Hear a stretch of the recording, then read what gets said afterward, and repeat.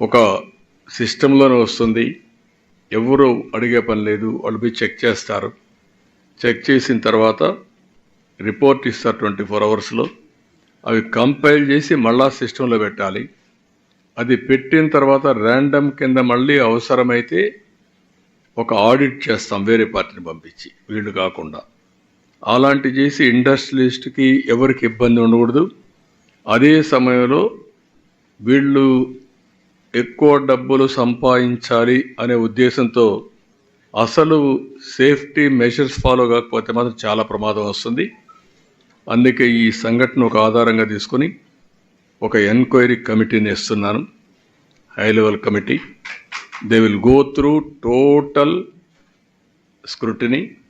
ఈ ఇండస్ట్రీలో ఏమేం జరిగింది, ఏమేమి ల్యాప్సెస్ ఉన్నాయి. ఈరోజు నేను చూశాను ఇండస్ట్రీలో ఉండే అవకతవకలు కూడా, వాళ్ళకుండే ఇబ్బందులు కూడా. ఒక అతను ఇండస్ట్రీ పెట్టాడు, అతనికి ఉండే ఆర్థిక ఇబ్బందుల్లో కానీ వాళ్ళకుండే దీంట్లో ఇంకొక పార్ట్నర్ని తెచ్చుకున్నారు.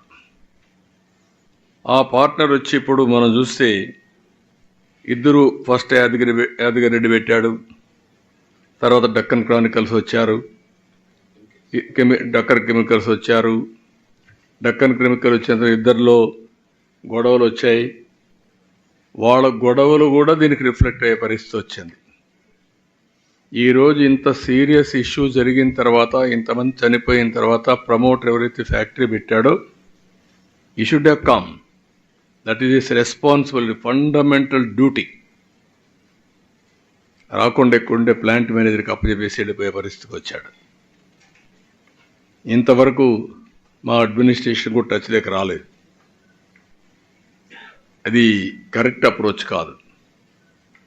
నాకు ఇండస్ట్రీస్ రావాలి, అదే మరిగా ఇండస్ట్రీస్ని గౌరవిస్తాం. మీరు కూడా బాధ్యత తీసుకోవాలి. బాధ్యత తీసుకోకుండా టేక్ ఇట్ ఫర్ గ్రాంటెడ్,